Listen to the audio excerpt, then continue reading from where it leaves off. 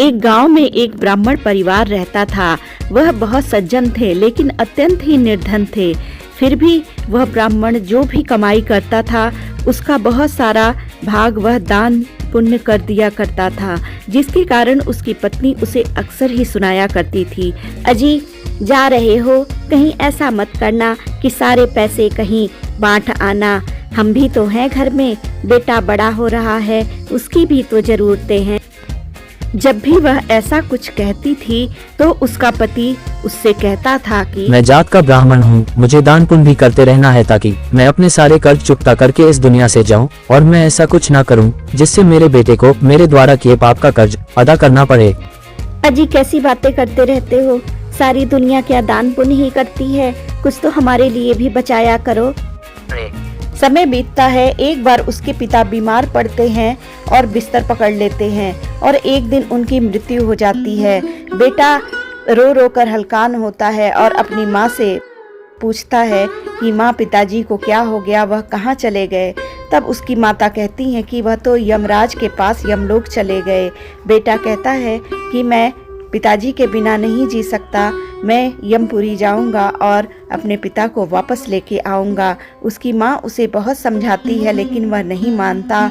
और एक दिन जब माँ उसकी काम पर गई होती है तो वह घर से निकल जाता है और यमराज के पास जाने लगता है। रास्ता लंबा था और वह बच्चा ही तो था। जल्दी ही वह थक गया और एक घनी पेड़ की छाया देखता है तो उसके नीचे लेटकर आराम करने लगता है। तभी उस पेड़ से आवाज आने लगती है। वह पेड़ उससे कहता है, बेटा तुम कौन हो और कहाँ जा रहे हो? तुम तो बहुत ही निश्चल मन और पवित्र आत्मा वाले लग रहे हो। तब वह बताता है कि मैं अपने पिता को जिंदा करने के लिए यमराज के पास जा रहा हूँ। वह पेड़ आश्चर्य से कहता है, तुम यमराज के पास जा रहे हो? देखो मुझे भी यमराज से मिलना था, लेकिन मैं जा नहीं सकता। तुम ही मेरा प्रश्न उनसे पूछ लेना कि मैं कई वर्षों से यहाँ पर लगा हुआ हूँ, लेकिन मेरा एक भी पत्ता जमीन पर नीचे नहीं गिरता है और ना तो मेरी डालियाँ सूखती है। मैं कितने वर्षों तक और यहाँ पर पड़ा रहूंगा? मैंने पूर्व जन्म में ऐसा कौन सा पाप किया था जिसके कारण मुझे इस योनि से मुक्ति नहीं मिल पा रही है? वह नन्हा बालक उसे आश्वासन देता है और कहता है कि मैं तुम्हारी बात यमराज से जरूर पूछूंगा, और वहां से आगे बढ़ जाता है। फिर थोड़ी दूर जाने के बाद उसे एक सर्प दिखाई देता है।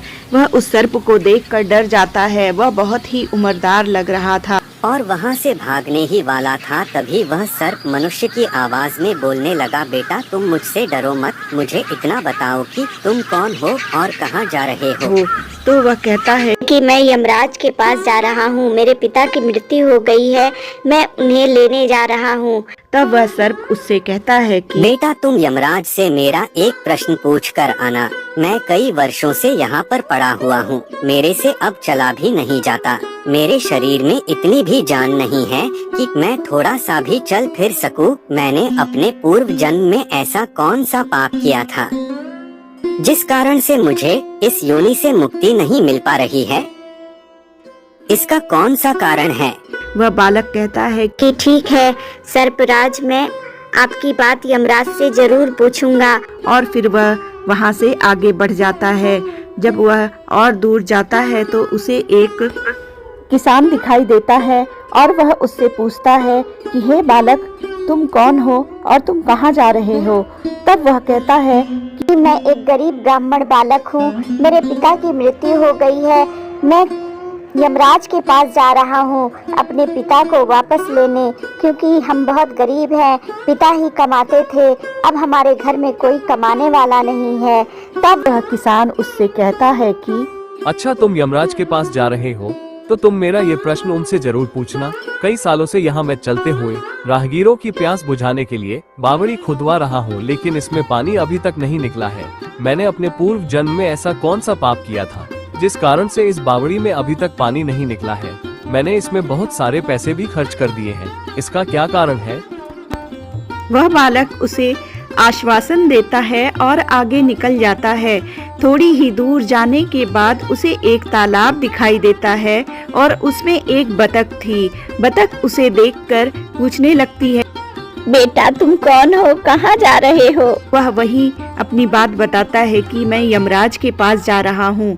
तब वह बतख उससे कहती है कि अरे बेटा, मैं बहुत बूढ़ी हो गई हूँ, मेरी 7 पीढ़ियाँ गुजर चुकी हैं, लेकिन मैं वैसी की वैसी हूँ।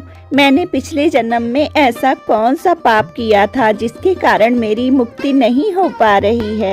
उसकी इतनी बात सुनकर वह उसे आश्वासन देता है और वहां से चल देता है।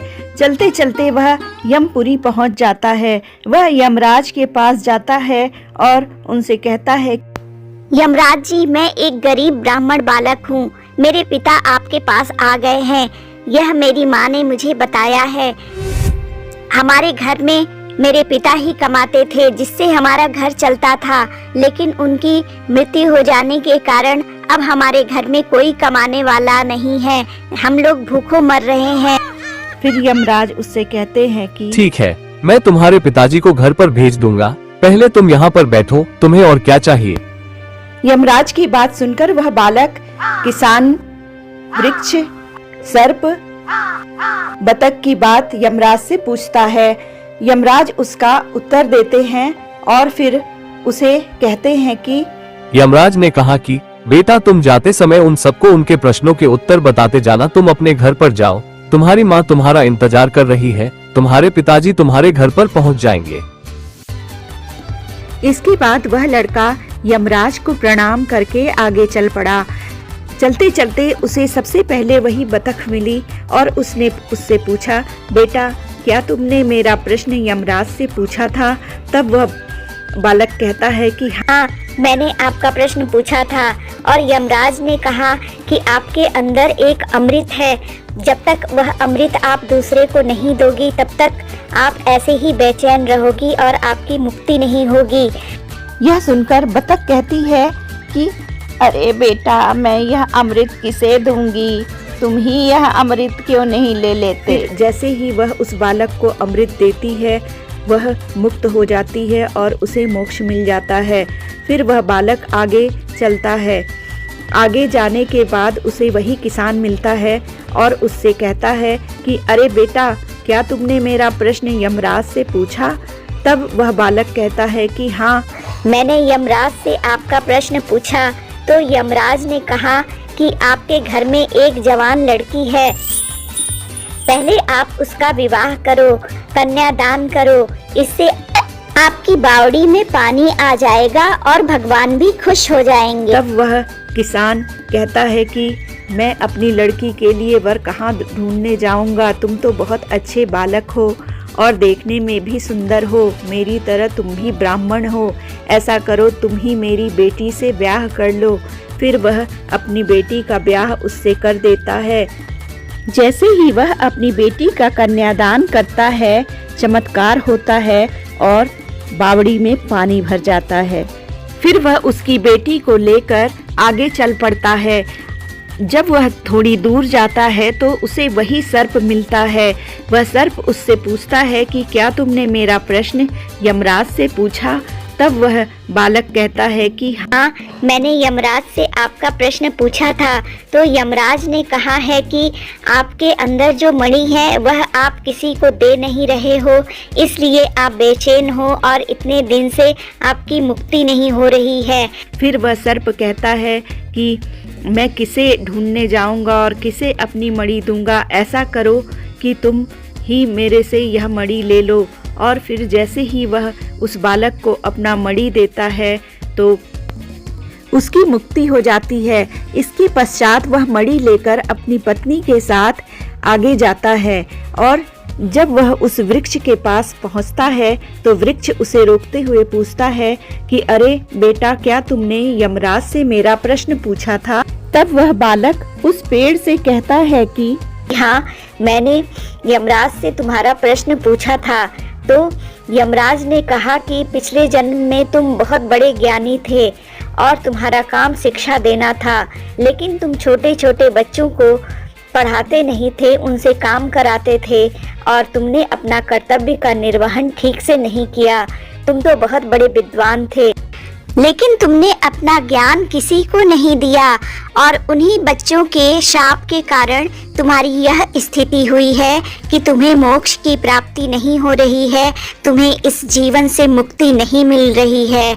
तुम अपना यह ज्ञान किसी को दे दो। उसकी यह बात सुनकर वह कहता है कि मैं किसे अपना ज्ञान दूंगा, ऐसा करो तुम ही मुझसे मेरा ज्ञान ले लो। फिर वह अपना ज्ञान उस बालक को देता है, जिससे कि उसे मुक्ति मिल जाती है और वह शांत हो जाता है।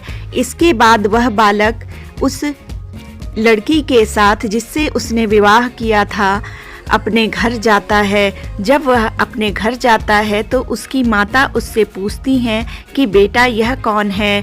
फिर वह पूरी कहानी माँ को सुना देता है जो कि उसके साथ घटित हुआ था। तब उसकी माँ कहती है कि बेटा तुम तो बहुत बहादुर बच्चे हो।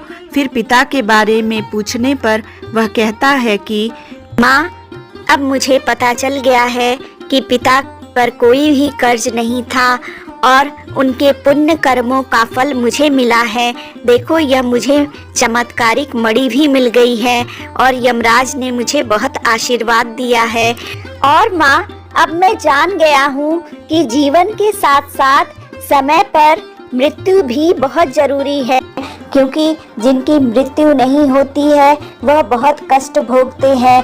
मुझे रास्ते में सर्प, पेड़, बतख मिले जो जीवन मुक्त नहीं हो पा रहे थे, वह बहुत कष्ट में थे। अब मैं समझ गया हूँ कि मेरे पिता बहुत अच्छा कर्म करके गए हैं और उनकी मुक्ति हो चुकी है और उनके सत्कर्मों का फल मुझे मिला है।